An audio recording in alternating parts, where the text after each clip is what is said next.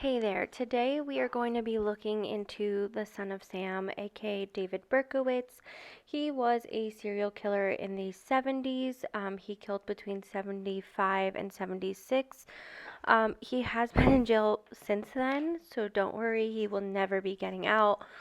But he was adopted, and it's quite interesting to see if his adoption and his reunification actually had anything to do with his snapping. But before we get started into his personal story, I do want to explain a little bit about what the adopted child syndrome is. Now, this is not a widely known case. It is also not case, but accepted analogy. It You'll understand why, especially if you're an adoptee. Um, this is not something that we prefer to use within our community, although some do. There are certain psychologists, adoptees, and psychologists, I should say, as well as criminologists that do try to use this. I have heard that there are biases because these individuals have also worked with serial killers using this. I don't know what the best word for this, but using this term for better lack of context, to help these individuals not get as harsh of a punishment. Now, that's not to say that this term was used during the Son of Sam case. It actually was not. But I also want to make note that this is also deemed as a pseudoscience by a lot of individuals within the adoptee community. And a pseudoscience or a pseudo belief is basically a collection of beliefs or practices mistakenly regarded as being based on scientific method. Now, there is no proof of this, so I just want to make that completely clear. Now, the adopted child syndrome is believed to that the adoptee reacts to traumatic events of adoptions with identified antisocial behaviors. The syndrome is a term used to describe a set of behaviors that have been used to explain problems in bonding, attachment, lying, stealing, defiance of authority, and acts of violence. Now, again, a lot of people do all of these things without being adopted. And it is said, and I will try to find statistics more on this, is that the prison system, the judicial system, makes up, I believe it was 60% that I read. Again, I'll try to find some statistics to see what's really going on those individuals who are, who are in prison or in jail who were adopted. Now, that's also not to say that, not every adoptee experience is going to be the same. I had a very good experience. That doesn't mean that I am doing any of those things, right? Um, and maybe yours was different. Maybe you had more abuse or had abuse at all, because I did not have abuse. I'm making that very clear. So there's a lot that was not considered when it came to looking at this dynamic. Um, but do you guys, it's kind of hard for me to say all this. I am not editing this in the way that I planned on, but anyway, do you guys believe in the adoptee child syndrome? Do you believe that being adopted had any role in, you know, what people do to snap? Now, I'm not saying that it is okay to go that route, not at all. My goal of this video and the videos to come looking at these certain cases is if things were to change dynamically, whether it was reform or access to better mental health, all those things, would people do better? Now, my belief, and again, this is mine and mine alone, is that yes, people will do better. So in my case, I know my adoptive parents have done a lot of good things. They have humbled themselves. They had continued to seek out help. I had a therapist when I was young. I have a therapist now. Um, they really did a lot of support, and it was all good things. I have never killed. I've never really wanted to kill. I've never wanted to lie or steal or be defiant.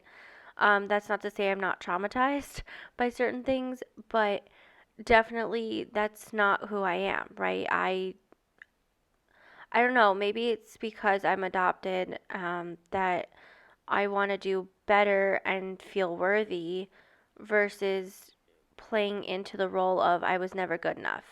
I hope that makes sense. I know everyone is different. You guys let me know your beliefs down below. But anyway, I'm going to get started and I'm actually going to be reading um, page 24 from The 430 Adopted Killers by Lori Carangelo. Now, my plan was to have read most of this book by the time that I had done this video. I will say, and if you haven't noticed, that there has been a change in plans. I ended up doing um, Adoption Healing by Joe Soul instead. That is, it's a shorter read. It allowed me to spend more time on editing for this particular book, but because she does have a page on the Son of Sam, I do want to, take a little bit of a read. All right, so we're going to get started. And let's see. All right. David Berkowitz, who was age 23, he was known as the Son of Sam. David was born June 1st, 1953. He was adopted by Nathan and Pearl Berkowitz. Pearl unfortunately had passed away when he was only 14. He had no pre-adoption abuse to blame for the outcome. Believing his mother died giving birth to him, he grew up feeling intense anger and guilt, also feeling rejected and scorned about being adopted. Now, I'm just going to let you guys know. Sorry, I'm pausing the reading. I have gone back through his interviews and I have found nothing about him talking on those individual feelings to back that up. But I wanted to let you guys know. Anyway, Berkowitz's killing spree started soon after the reunion with his biological mother, who he located with the help of an adoption support group. His mother brought her other biological child, a sister he never knew about, to the reunion. The discovery that his mother had raised his sibling while giving him up for adoption may, and yes, big may, have resonated with already intense feelings of rejection and abandonment. The murders were not only started shortly after the ill-fated reunion, but also occurred in the same neighborhood as meeting his mother. Now that is interesting. Berkowitz later revealed to another prison inmate that he believed he had been conceived out of wedlock in the backseat of a car, and that his purpose in killing couples in cars was to prevent it. A repetition of his own conception, birth, abandonment through adoption. He claimed he heard voices in his head and started over 1,000 fires. He began killing in 1976 and is known to have killed at least 6 people and wounded several others. Now, all of that is sourced between The Mind of the Accused by David Aberson and Infamous American Killers from Oracle ThinkQuest. Whew, okay, now I do want to note that I am going to put some pieces of an interview he did in 1999 in, where he does talk about, that particular reunion. Actually, let me put it right here because before we get into the actual crime spree, I want to take a look. You still keep in touch with your dad? Yes. Without getting too personal, how's he doing? He's doing fine. But he asked me not to talk about him. I understand. That's what I said. Safeguard his privacy and privacy of his family. Okay. Hard to rent an apartment. I got a job as a security guard. I enrolled in Bronx Community College. I wanted to have a future, you know, and I don't know. Everything got turned upside down. I it just, I had good goals, and I just fell into under some kind of powerful influence. Made of the fact that in around Mother's Day of 1975, you finally found your natural mother. Yes. And there was one psychiatrist in particular who would later say that this is what pushed Berkowitz over the edge. He was so filled with rage because he had met his natural mother and she was a disappointment, etc., etc. Would you respond to that? Yeah, I did find my natural mother. It was something that I just had in my heart to do. I had come across some literature from the Adoptees liberty movement, and this was back in early 75 or somewhere around 74. And I just suddenly had this urge to go see if I can possibly find my natural parents, because I was always curious. It was always like a driving thing. And to make a long story short, I did meet, as you said, it was in 75. I even lost track of the time. I did meet my natural mother, and she turned out to be a very nice person. And we got along really good, typical Jewish mother. And I found out I had a half sister, and we really kind of hit it off pretty good. I started to go over to their house all the time. I was out in where my sister lived in Queens. She's long since moved away. My mom lived out in Brooklyn just briefly, and then moved to Long Island, to Atlantic, Long Beach. And I was over at her house a number of times. We had a fine relationship, and she used to cook meals, and it was totally false that I had any rage or animosity towards her. I feel that at that time with that psychologist, he was mainly, and this is not a criticism, but just looking back, he was mainly interested in fitting me into these different molds that he already had. As a Freudian psychologist, he had these certain molds you have to go into. It always reverts back to the childhood, the mother, a bad relationship, but that was completely false. Now, if you want to have the full interview, it is 30 minutes. You can find it on YouTube. It is Inside Edition, and again, this was done in 1999. Now, he has since done more recent interviews in the last few months, actually. He doesn't talk about this specific. His latest one, I believe it was also Inside Edition, don't quote me on that though, was talking about how he is against people selling, you know, items of serial killers to make money.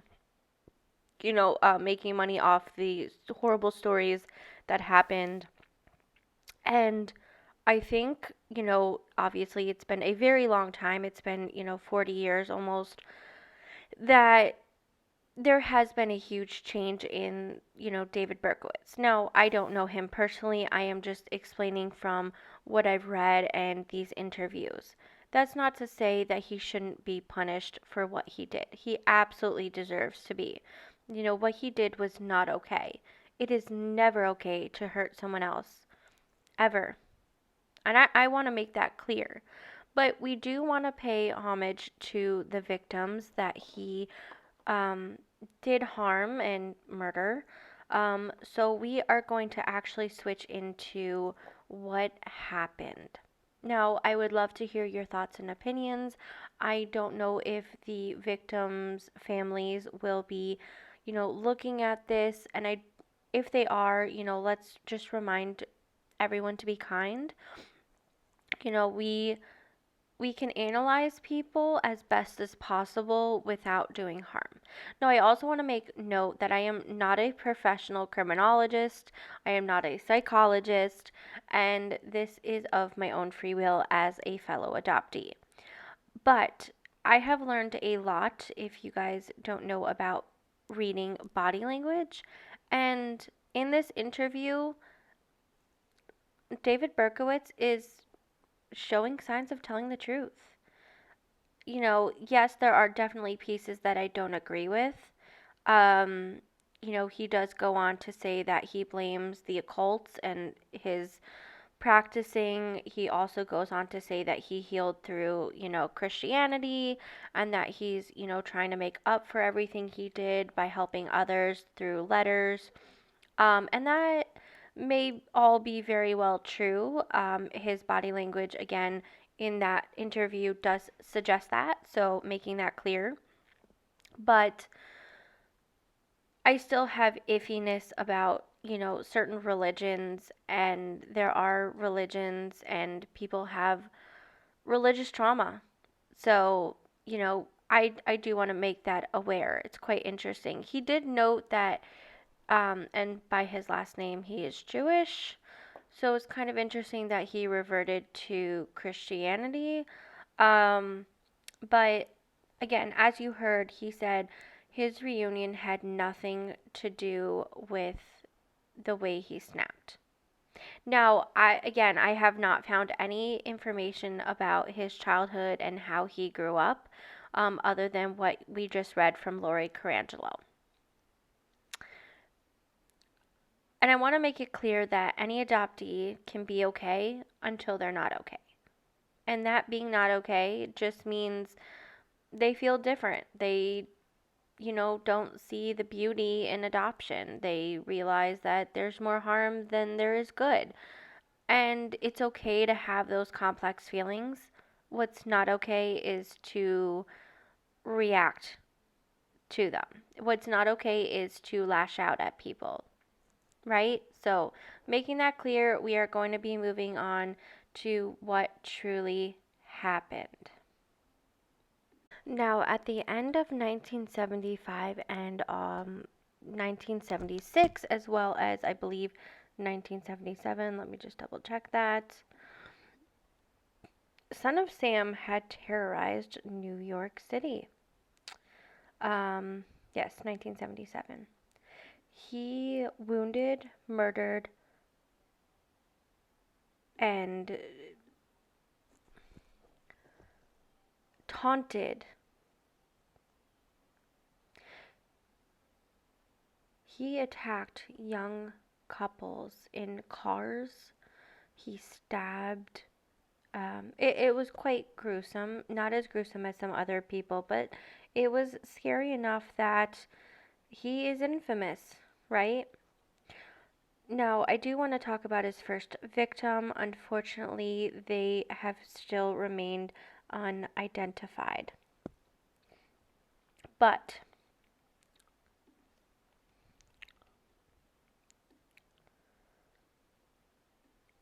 on Christmas Eve of 1975, Berkowitz was only 22 when he committed his first attack. He used a hunting knife to stab two women in Co-op City. The first alleged victim was a Hispanic woman and was never identified. The second was 15-year-old Michelle Foreman, who was a sophomore at Truman High School. He stabbed her 6 times under a bridge near Treasure Loop, and her injuries were serious enough for her to be hospitalized for a week.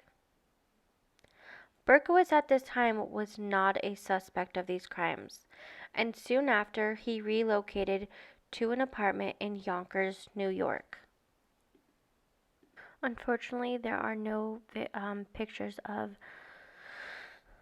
her either, so we are moving on to Jody Valenti and Donna Laura and their attack in July of 1976. At about 1:10 a.m. on July 29, 1976, a shooting occurred in Pelham Bay area, Bronx.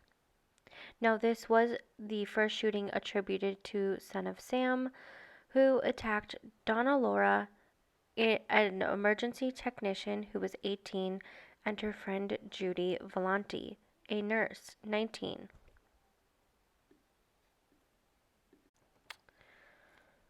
They were sitting in Volante's double-parked Oldsmobile, discussing their evening at Peachtree, a New Rochelle discotheque.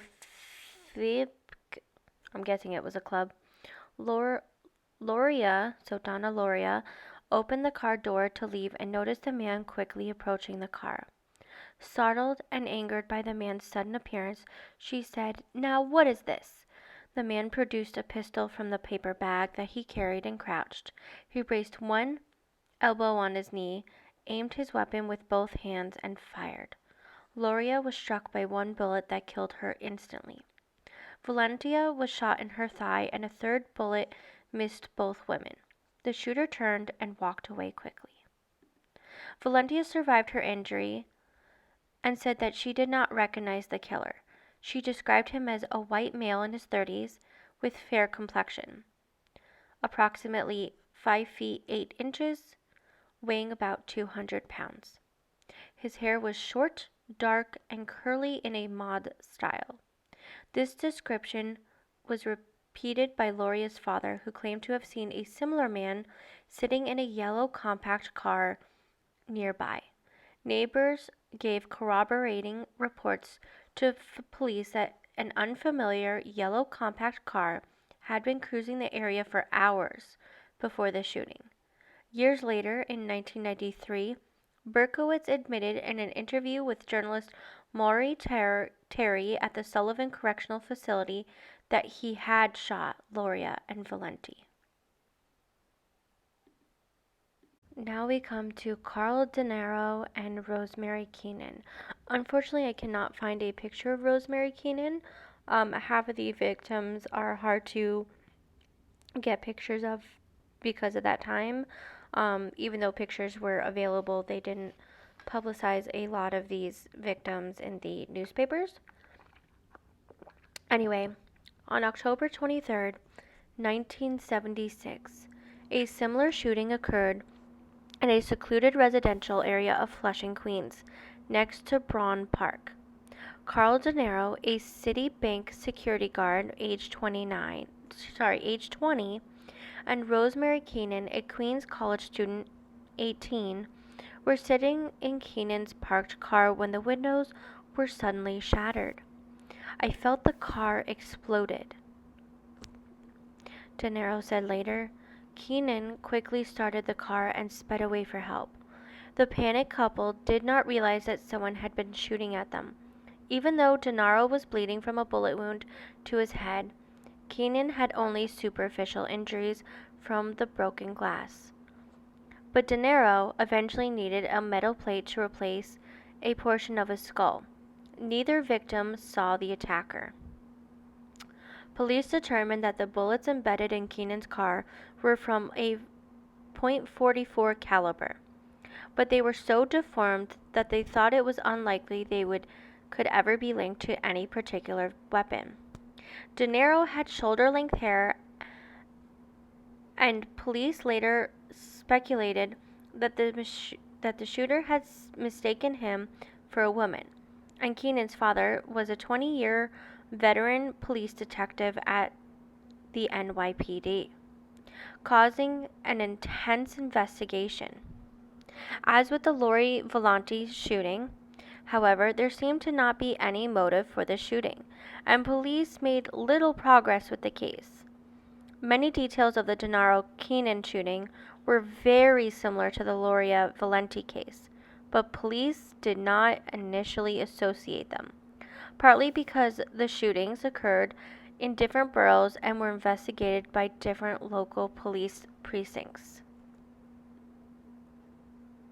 Now we come to the Demasi and Lamino shooting in November 1976. Just after midnight on November 27, 1976, high school student Donna Demasi, who was 16, and Joanne Lamino, a student at Martin Van Buren High School, were walking home from a movie. They were chatting on the porch of Lamino's home in Floral Park when a man dressed in military fatigues, who seemed to be in his early 20s, approached them and began to ask directions.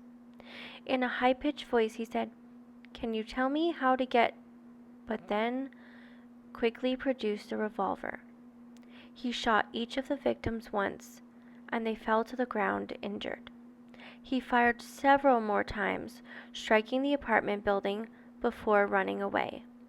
A neighbor heard the gunshots, rushed out of the apartment building, and saw a blond man rush by gripping a pistol in his left hand. Demasi had been shot in the neck, but the wound was not life-threatening. Lamino was shot in the back and hospitalized in serious condition. She was ultimately rendered a paraplegic. Now, unfortunately, I don't have a picture of the second victim, which is John DL, but at 12:40 a.m. on January 30th, 1977, Christine Freund, a secretary who was aged 26, and her fiancé John DL, a bartender aged 30, were sitting in DL's car near Forest Hills LIRR station in Queens, preparing to drive to a dance hall after having seen the movie Rocky. 3 gunshots penetrated the car in a panic. DL drove away for help. He suffered minor superficial injuries, but Freund was shot twice and died several hours later at the hospital. Neither victim had seen their attacker. Police made the first a public acknowledgement that Freund-DL shooting was similar to the earlier incidents, and that the crimes might be associated.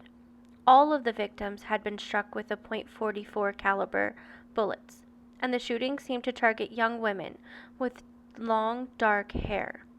NYPD Sergeant Richard Conlon stated that the police were leaning towards a connection in all these cases. Composite sketches were released of the black-haired Laura Valenti shooter and the blonde Lamino Demasi shooter, and Conlon noted that police were looking for multiple suspects, not just one, at least not at this point.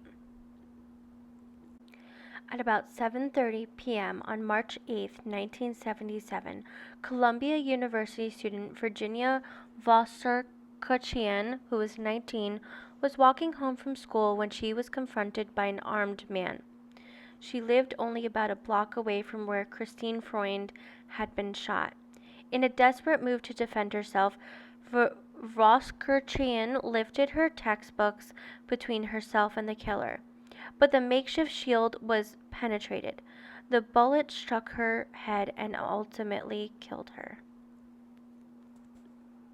Then at about 3 a.m. on April 17, 1977, Alexander Isau, I don't know if I said that right, a tow truck operator, age 20, and Valentina Serrani, a Lehman College student, and an aspiring actress and model, age 18, were sitting in a car belonging to Iyasu's brother on the Hutchinson River Parkway service road in the Bronx, about a block from the girl's home and only a few blocks away from the scene of the Laura Valenti shooting.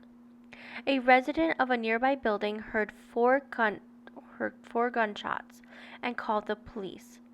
Serrani, who was sitting in the driver's seat, was shot once and Isau twice, back in the head. Serrani died on the scene, and Isau died in the hospital several hours later, without being able to describe his attacker or attackers. Police said that the weapon used in the crime was the same as the one which they had suspected in the earlier shootings. On September 23, 1993, in an interview with the journalist Maury Terry at the Sullivan Correctional Facility, Berkowitz admitted that it was him who had committed the crime. Now, at that same time, he, son of Sam, was beginning to leave these crime scene letters. The first one had been discovered by police by the bodies of Isau and Serrani, written in mostly block capitals with a few lowercase letters, and addressed to NYPD Captain Joseph Barali. With this letter, Berkowitz revealed the name of some revealed that he wanted to be called Son of Sam for the first time. The press had previously dubbed him the .44 caliber killer because of his weapon of choice. The letter was initially withheld from the public, but some of its contents revealed to the press the name Son of Sam quickly replaced the old name. The letter expressed the killer's determination to continue his work and taunted the police for their fruitless efforts to capture him. In full, with misspellings, the letter had read, "I am deeply hurt by your calling me a woman hater. I am not. I am not a monster. I am the Son of Sam. I am a little brat. When Father Sam gets drunk, he gets mean. He beats his family. Sometimes he ties me up to the back of the house. Other times he locks me in the garage. Sam loves to drink blood. Go out and kill," commands Father Sam. Behind our house some rest, mostly young, raped and slaughtered, their blood drained, just bones now. Papa Sam keeps me locked in the attic too. I can't get out, but I look out the attic window and watch the world go by.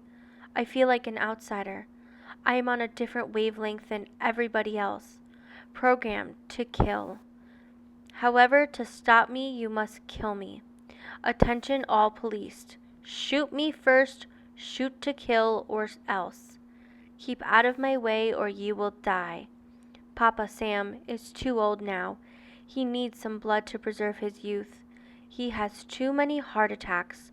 Too many heart attacks. Ugh, me hoot, it hurts, sonny boy. I miss my pretty princess most of all. She's resting in Our Lady's house, but I'll see her soon. I am the monster, Beelzebub, the chubby behemoth. I love to hunt, prowling the streets looking for fair game, tasty meat. The women of Queens are the prettiest of all. I must be the water they drink. I live for the hunt, my life, blood for Papa. Doctor, Mr. Pirelli, sir, I don't want to kill any more. No, sir, no more, but I must honor thy father. I want to make love to the world. I love people. I don't belong on earth. Return to me, yahoos. To the people of Queens, I love you, and I want to wish you all a happy Easter. May God bless you in this life and in the next. For now I say goodbye and good night. Police, let me haunt you with these words. I'll be back. I'll be back. To be interpreted as bang, bang, bang, bank, bang, ugh. Yours in murder, Mr. Monster. Yeah, that was quite a long it was like 4 sheets, I think. Alright, anyway. At the time, the police speculated that the letter writer might be familiar with Scottish English. The phrase, "Me hoot it hurts, sonny boy," was taken as a Scottish accent version of "My heart it hurts, sonny boy." And the police also hypothesized that the shooter blamed a dark-haired nurse for his father's death, due to too many heart attacks phrase, and the fact that Loria was a medical technician and Volanti was studying to be a nurse. The killer's unusual attitude towards the police and the media received widespread scrutiny. Psychologists observed that many serial killers gain gratification by eluding pursuers and observers. The feeling of control of the media, law enforcement, and entire populations provides a source of social power for them. After consulting with several psychiatrists, police released a psychological profile on their suspect on May 26, 1977. He was described as neurotic and probably suffering from paranoid schizophrenia, and believed to have himself to be a victim of demonic possession. Okay, before we move on, because there were more letters, I do want to note that this is exactly what David Berkowitz ends up saying that because of the occult, he ended up being this victim of it. Now, I don't know how true that is. There is a lot of speculation. I do want to say that, adoptees do tend to dissociate and fantasize. So it could be that. It could have been I don't think he was actually diagnosed with anything, as far as I've seen. But there are speculations, obviously, during this time. Anyway, the letter to Jimmy Breslin was written later on May 30th, 1977. Daily News columnist Jimmy Breslin received a handwritten letter from someone who claimed to be the .44 shooter. The letter was postmarked earlier in the same day in Englewood, New Jersey. On the reverse of the envelope, neatly hand-printed in 4 precisely centered lines, were the words blood and family, darkness and death, absolute depravity, .44. The letter inside read, "Hello from the gutters of New York City, which are filled with dog manure, vomit, stale wine, urine, and blood. Hello from the sewers of New York City, which swallow up these delicacies when they are washed away by the sweeper trucks. Hello from the cracks in the sidewalks of New York City, and from the ants that dwell in the cracks and feed in the dried blood of the dead that has settled into the cracks.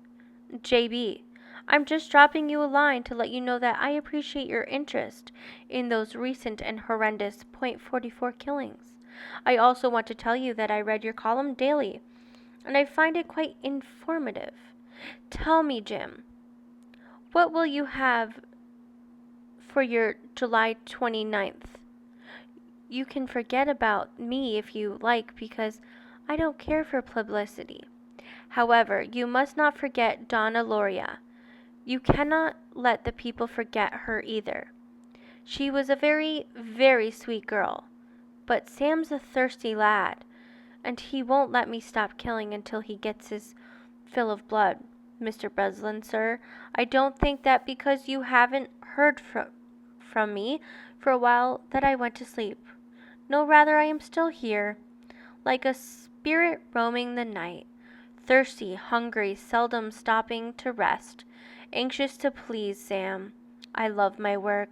Now the void has been filled.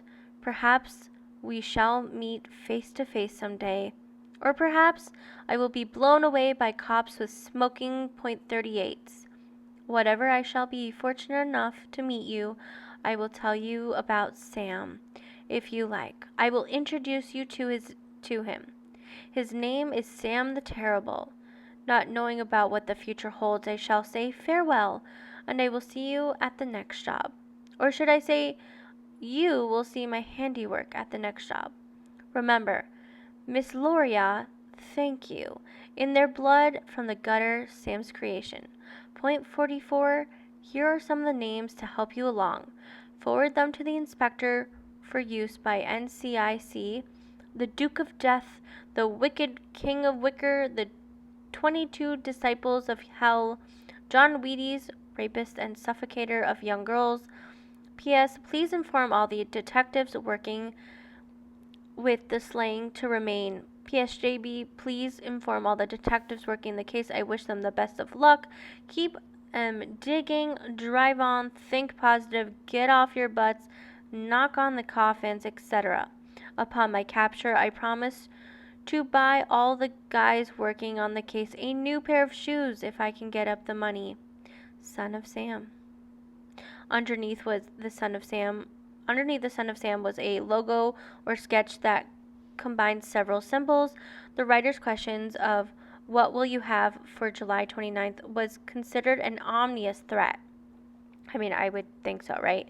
July 29th would be the anniversary of the first .44 caliber shooting. Breslin notified police, who thought that the letter was probably someone with knowledge of the shootings. The Breslin letter was sophisticated in its wording and the presentation, especially when compared to the crudely written first letter. The police suspected that it might have been created in an art studio or similar professional location by someone with expertise in printing, calligraphy, or graphic design. The unusual writing caused the police to speculate that the killer was a comic letterer. They asked staff members of DC Comics whether they recognized the lettering. The Wicked King of Wicker was a reference caused police to arrange a private screening of The Wicked Man, a 1973 horror movie. The New York Daily News published the letter a week later after agreeing with the police to withhold portions to the text, and Breslin urged the killer to surrender himself. The dramatic article made the day's paper the highest selling edition of the Daily News to date. More than 1.1 million copies were sold. Police received thousands of tips based on the references in publicized portions of the letter, all of which unfortunately proved useless. At the shooting, victims to date had long hair, and thousands of women in New York acquired shortcuts and brightly colored dyes, and beauty supply stores had trouble meeting the demand for those wigs. Son of Sam continued his shootings. His next one had been on June 26, 1977. Sal Lupo, a mechanic helper who was age 20, and Judy Placido, sorry if I butcher some of these names, who was a recent high school graduate, age 17, had left Alphas Discotheque in Bayside, Queens, and they were sitting in Lupo's parked car at 3 a.m. when 3 gunshots blasted through the vehicle. Lupo was wounded in the right arm, while Placido was shot in the right temple, shoulder, and back of the neck. Both victims survived their injuries. Lupo told police that the young couple had been discussing the Son of Sam case only moments before the shooting. Neither Lupo nor Placido had seen their attacker, but 2 witnesses reported a tall, dark-haired man in a leisure suit fleeing from the area. One claimed to see him leave in a car and even supplied a partial license plate. And the final killing, was at Bath Beach, Brooklyn. It was the first anniversary of the first initial .44 caliber shootings. As the first anniversary was approaching, the police established a sizable dragnet that emphasized past hunting grounds in Queens and the Bronx. However, the next and final .44 shooting occurred in Brooklyn. Early on July 31st, 1977, Stacy Moskowitz, a secretary, and Robert Volante, a clothing store salesman, both age 20, were in Volante's car, which was parked under a streetlight near a city park in the neighborhood of Bath Beach. They were on their first date. They were kissing when a man approached within 90 centimeters, aka 3 feet, of the passenger side of Volante's car and fired 4 rounds into the car, striking both victims in the head before he escaped into the park. A man named Tommy Zaiano was a witness to the shooting. Volante lost his left eye, and Moskowitz, the only blonde victim of Berkowitz, died from her injuries. That night, Detective John Falazzo was awakened at home and told to report to the 10th Homicide Division at the 60th Precinct Station House in Coney Island. He was given 2 weeks to work on the Moskowitz and Volante case as normal murder investigation. If it could not be solved in that time frame, it was given to the Son of Sam task force. Wow, that's quite a short time to work on murders. Wow, I mean, usually, even nowadays, and we have a lot of, upgrades, it still could take months, if not years, to solve things, the way that the forensics take. So it's quite interesting. Now, suspicion had begun on August 9th with local resident Celia Davis, who was walking her dog at the scene of the Moskowitz and Volante shooting when she saw patrol officer Michael Catano ticketing a car that was parked near a fire hydrant. Moments after the traffic police had left, a young man walked past her from the area of the car and seemed to study her with some interest. Davis felt concerned because he was wielding in his hand some kind of dark object.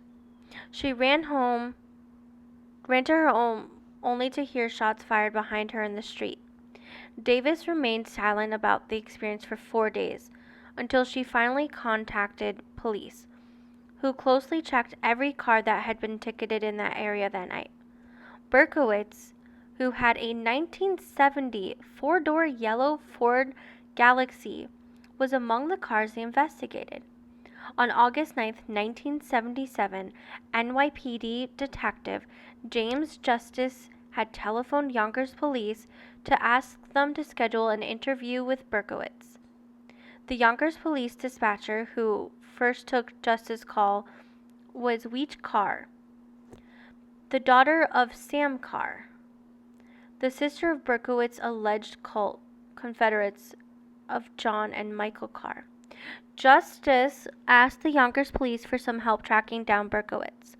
According to Mike Novanti, a sergeant at the Yonkers Police Department, the Yonkers police had their own suspicions about Berkowitz in connection with other strange crimes in Yonkers.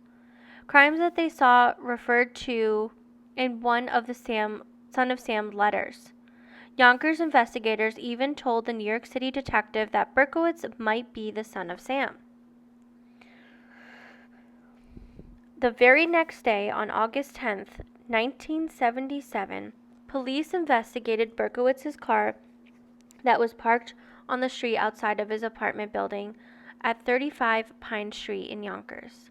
They saw a gun in the back seat and searched the car and found a duffel bag filled with ammunition, maps of the crime scenes, and a threatening letter addressed to Inspector Timothy Dowd of the Omega Task Force. Police decided to wait for Berkowitz to leave the apartment, rather than risk a violent encounter in the building's narrow hallway. They also waited to obtain a search warrant for the apartment, worried that their search might be challenged in court. The initial search of the vehicle was based on the handgun that was visible in the back seat. Although possession of a gun was such legal in New York and required no special permit, at least during that time, the warrant still had not arrived when Berkowitz exited the apartment building at 10 p.m., and he entered his car. Detective John Falacito approached the driver's side of the car.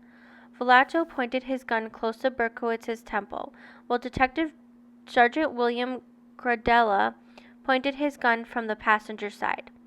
A paper bag containing a .44 caliber bulldog revolver of that type was identified in the ballistics tests and were found next to the Berkowitz in the car. Berkowitz then stated flatly, "Well, you got me," as described in The Son of Sam in 1981 by Lawrence D. Klausner. Detective Falasso remembered the big, inexplicable smile on the man's face. "Now that I've got you," the detective said to the suspect, "who have I got?" "You know," the man said. "No, I don't. You tell me." The man turned his head and said, "I am Sam." "You're Sam? Sam who?" "Sam. David Berkowitz." An alternate version claimed that Berkowitz's first words were reported be, "Well, you got me. How come it took you such a long time?" Anyway, they ended up searching the apartment once they got the warrant, and they found satanic graffiti all over the walls, diaries that he had been keeping were full of noted thousands of arsons that he claimed to have set. It speculated to over 1,400 arsons. And soon after the arrest, the address was changed. The building changed addresses because they didn't want to be associated. I didn't know that you could do that, but okay. After the arrest, Berkowitz was briefly held in a Yonkers police station where he would be transported to Coney Island, where the detectives task force was located. At 1 a.m., Mayor Abraham Beam arrived to see the suspect personally. After a brief and wordless encounter, he announced to the media, "The people of the city of New York can rest easily, because the fact that the police have captured a man whom they believe to be the son of Sam." Now, the very following day, which was August 11th, 1977, Berkowitz had confessed. He pleaded guilty. He ended up pleading guilty. And the city could rest easy. Now, he was sentenced in 1978, I believe it was May 8th. He appeared calm, but he did completely, so that was his first appearance, May 8th, 1978. On June 12th, 1978, Berkowitz was sentenced to 25 years to life in prison for each murder, to be served consecutively. He was ordered to serve time in Attica Correctional Facility in upstate New York, a supermax prison. Despite prosecutors' objections, the terms of Berkowitz's guilty plea made him eligible for parole in 25 years. However, if you guys don't know, that is not possible. He will never see the light of day in terms of being free out of prison. He has been in since 1978, and it is now 2022. He will never get out. And while I do have some sympathy for, some criminals, he is probably one of those cases that he shouldn't get out. These victims got justice, and there's no going back after you kill someone. You can't undo a killing, right? But as I said, and in his interview, he is trying to do the best he can while in prison. So that being said, I think some notable things to talk about from that same interview, as well as another one, was that he stated himself in an interview that had he had the support that he needed during that time, where he could, confide in someone and have loyalty and trust and all of that, that he wouldn't have gone this route. And I think that's important to note because adoptees have a lifelong trauma. And without that support and without working through, your abandonment issues and your childhood trauma, some of that has to do with adoption. Some could be, adding on with other abuses and such. That having those support groups and having those recognized and having adoptive families, teachers, and such on trained to do better, and mandatory check-ins, all of this could, not saying it's a definite, lower the risk of, adoptees going this route. I also want to say sometimes it's a self-fulfilling prophecy. As I stated earlier in this video, that, we're constantly told how horrible our adoptive parents are, especially if they were criminals, like my biological father is, that will walk in the same footsteps. Now, according to Dr. Scott Braun, who is a criminologist for the FBI, 40% of criminals who had children who ended up becoming criminals as well.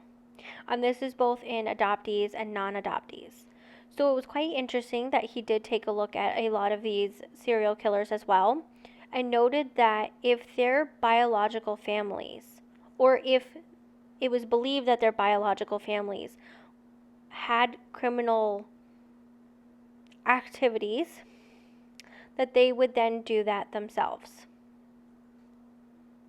I don't know how true that is. Again, this could be pseudoscience, but it is quite interesting that that is something that has been noted. I also want to note that adoptees are 9 times more likely to have mental health issues. Um, so having access to mental health,